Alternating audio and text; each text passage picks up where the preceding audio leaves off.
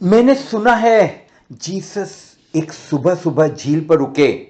सूरज अभी उगा नहीं, बस उगने को था और एक मछुए ने जाल फेंका है। जीसस ने उस मछुए के कंधे पर हाथ रखा। मछुए ने लौट कर देखा।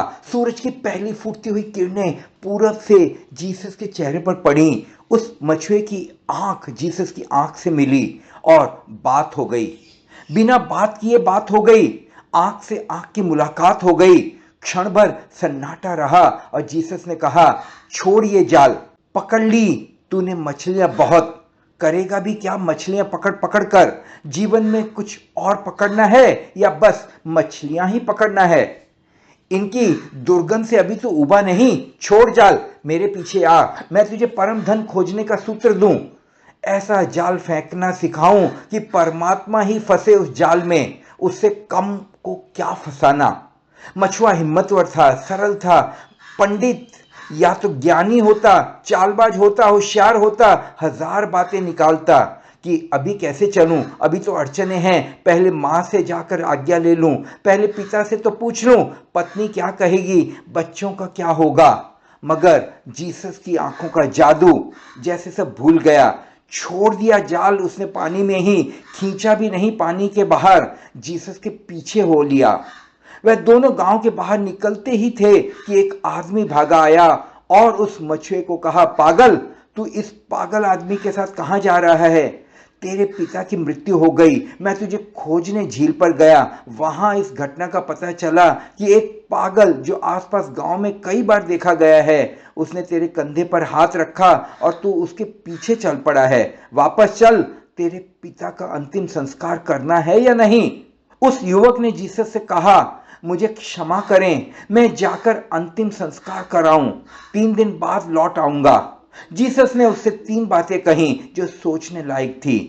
पहली तो बात जीसस ने यह कही कि एक पल का तो भरोसा नहीं है, कल का भरोसा कहां, और तू 3 दिन का वादा करता है, आ सकेगा? तेरे पिता को पक्का था कि आज मर जाएंगे, तुझे ही पक्का होता तो आज तू झील पर मछली पकड़ने न गया होता। तू कल भी जिंदा होगा, क्या इसका भी तुझे भरोसा है? 3 दिन बाद भी तू क्या आ सकेगा? दूसरी बात जीसस ने कही, ये बात भी मान ले कि तू जिंदा होगा तो 3 दिन बाद ये साहस रह पाएगा जो आज तुझ में जगा है। ये जो किरण तुझ में आज फूटी है, वही मोटिवेशन, वही प्रेरणा क्या 3 दिन बाद भी तेरे भीतर रहेगी? और तीसरी बात जो जीसस ने कही कि फिर 3 दिन बाद तू आ भी जाए, ये भाव भी रह जाए, तो क्या मैं बचूंगा, मैं भी बच जाऊं, ये भाव भी रह जाए, 3 दिन बाद तू आ भी जाए, तो हमारा फिर मिलन होगा? अनंत अनंत काल में पहली बार हम मिले हैं, दोबारा का क्या भरोसा? उस युवक ने कहा, बात तो आपकी ठीक है, जवाब तो मेरे पास नहीं। और उस युवक का पूरा जीवन बदल गया। वह जीसस के चरणों में गिर गया, उसमें रूपांतरण शुरू हो गया। हम सब भी उस युवक की तरह हैं, टालते हैं, प्रोकास्टिनेशन हमारा स्वभाव है, चाहते हैं हमारे जीवन में कुछ रूपांतरण हो, मगर उसके लिए चीजों को कल पर छोड़ते हैं। स्वागत है आपका YouTube channel mistake world life solutions की साप्ताहिक मिस्टिक पॉडकास्ट में। मैं हूं साक्षी नरेंद्र। मन या तो अतीत होता है या भविष्य। वर्तमान में मन की कोई सत्ता नहीं, और मन ही समय है, इसलिए वर्तमान में समय की भी कोई सत्ता नहीं। अतीत का कोई अस्तित्व नहीं, अतीत जा चुका, मिट चुका, मगर हम जीते हैं अतीत में, और इसलिए हमारा जीवन व्यर्थ, अर्थहीन, थोथा है। इसलिए जीते तो हैं मगर जी नहीं पाते, जीते तो हैं लेकिन घिसटते हैं।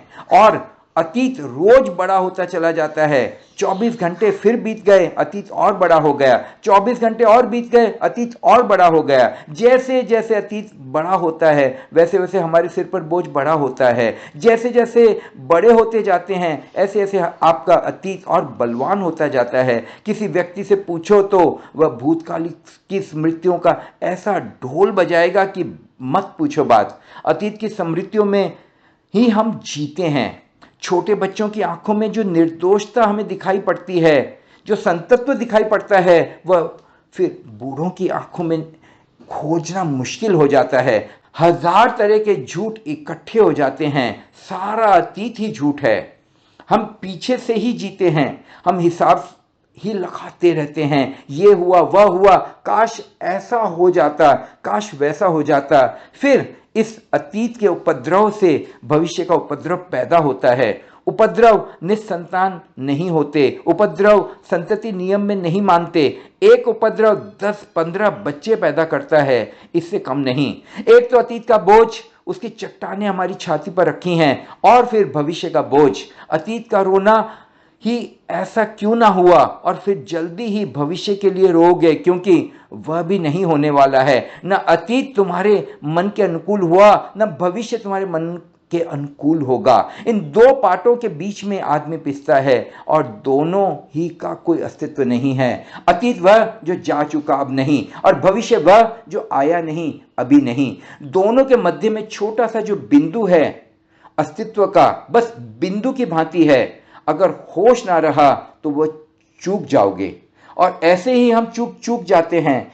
अपने दम पर कभी जीना नहीं सीखते। समय यूं ही बीत जाता है, दिन महीने साल और फिर उम्र भी। भविष्य का अनुसंधान ना करो, जो नहीं है उसके पीछे दौड़ना ना समझी है। एक बड़ा ही सुंदर वृत्तांत है, कैसे स्वर्ण मृग के पीछे भागने के कारण भगवान राम ने सीता मां को गवा दिया। ये एक समझ के लिए दिया गया उदाहरण है। साधारण से साधारण आदमी कहता है कि सारा जग मृग मरीचिका है, मगर आप देखो खिड़की से बाहर कैसे लोग भागे जा रहे हैं स्वर्ण मृग की तलाश में। हम सब दौड़ रहे हैं भविष्य के पीछे। अलग अलग स्वर्ण मृग हैं, कोई धन के पीछे, कोई पद के पीछे, कोई मोक्ष के पीछे, कोई परमात्मा के पीछे, मगर सब भागे हुए लोग। कोई यहां नहीं, सबकी आंखें वहां टिकी हैं, और होना यहां है और आंखें हैं वहां। इसलिए तुम्हारे और तुम्हारी आंख के में ही तालमेल नहीं हो पाता, उन दोनों में ही टूट हो जाती है, कोई अलाइनमेंट नहीं। यूनान की बड़ी प्रसिद्ध कथा है, एक बहुत बड़ा ज्योतिषी रात तारों का अध्ययन करता हुआ एक कुएं में गिर पड़ा। कुएं पर कोई घाट ना था, कोई पाट ना था, और उसकी आंखें अटकी थी दूर आकाश के तारों पर। तो गिर पड़ा कुएं में। जब गिर पड़ा तब होश आया, चिल्लाया।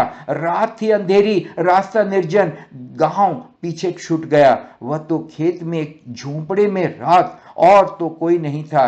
एक बूढ़ी औरत सोई थी, वह भी रखवाली के लिए थी। आवाज सुनी तो गई। बामुश्किल उस वृद्धा ने रस्सी डालकर उस ज्योतिषी को बाहर निकाला। ज्योतिषी ने उसे बहुत बहुत धन्यवाद दिया, बहुत अनुग्रह किया, और कहा कि सुन, तुझे शायद पता ना हो तो मैं यूनान का सबसे बड़ा ज्योतिष हूं। तारों के संबंध में और तारों के माध्यम से मनुष्य के भविष्य के संबंध में मेरी घोषणाएं कभी गलत नहीं हुई। बड़े बड़े सम्राट दूर दूर से अपना भविष्य पूछने मेरे पास आते हैं। हजारों रुपये मेरी फीस है, लेकिन तेरा भविष्य मैं मुफ्त बता दूंगा, क्योंकि तूने मेरा जीवन बचाया। वह बूढ़ी स्त्री हंसने लगी। उसने कहा, बेटा तू फिक्र न कर, मैं तुझे कष्ट ना दूंगी। उसने कहा, नहीं नहीं, कष्ट की कोई बात नहीं, तू कल आ जाना, ये मेरा पता रहा। यूं तो तू किसी से पूछ लेगी एथेंस में, तो कोई भी मेरे घर का पता बता देगा। बच्चा बच्चा जानता है। पर उस बुढ़िया ने कहा, मुझे आना नहीं बेटा, तुझसे क्या अपना भविष्य पूछूंगी। तूने एक कदम आगे का कुआं तो तुझे दिखाई नहीं पड़ता, तू मेरे संबंध में क्या बताएगा। तुझे अपना भविष्य पता नहीं कि आज कुएं में गिरना है, कि आज जरा संभल कर चलूं, कि आज चलूं कि ही नहीं, घर से निकलूं ही नहीं बाहर। तू मुझे क्या भविष्य बताएगा। हम सब भूत और भविष्य की कल्पना में जीवन को यूं ही बिता देते हैं, ज्योतिष, न्यूमरोलॉजी, टैरो में फंसे रहते हैं, और हमारा दोहन होता है। अपने दम पर जीना सीखो, भूत और भविष्य में नहीं, वर्तमान में जीना सीखो, और फिर देखो कैसे चमत्कारों को आप अपने जीवन में अनुभव करते हैं। भविष्य वह है जो जाना नहीं जा सकता, और अतीत वह है जो जाना गया। तो आप भविष्य के संबंध में जो दौड़ धूप करते हो, आपाधापी करते हो, वह अतीत के ही आधार पर करते हो, अतीत से ही सीढ़ियां बनाते हो, और इन दोनों के बीच में वह जो निमिष मात्र छोटा सा पल है जो भागा जा रहा है इतनी तेजी से, कि अगर आप अतीत और भविष्य में उलझे रहे तो उससे चूकते ही जाओगे, चूकते ही जाओगे। मगर वही है सत्य। संसार बाजार नहीं है, ना दुकान, ना परिवार है।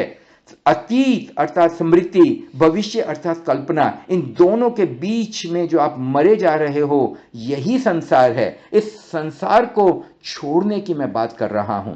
थोड़ा सोचो इस सौंदर्य को, इस अपूर्व प्रसाद को, यहीं और अभी होने का। सब जैसे ठहर जाए, अतीत नहीं, भविष्य नहीं, तो वह जो ठहराव है, वह जो स्थिरता है, वही ध्यान है, वही संन्यास है। संन्यास कोई बीवी बच्चों को छोड़कर, घर छोड़कर जंगलों में या हिमालय पर जाने की बात नहीं।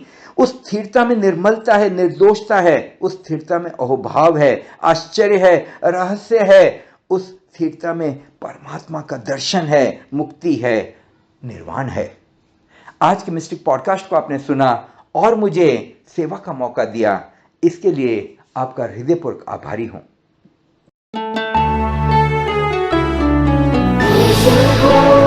Make life easy with Mystic World 3 Steps Magic.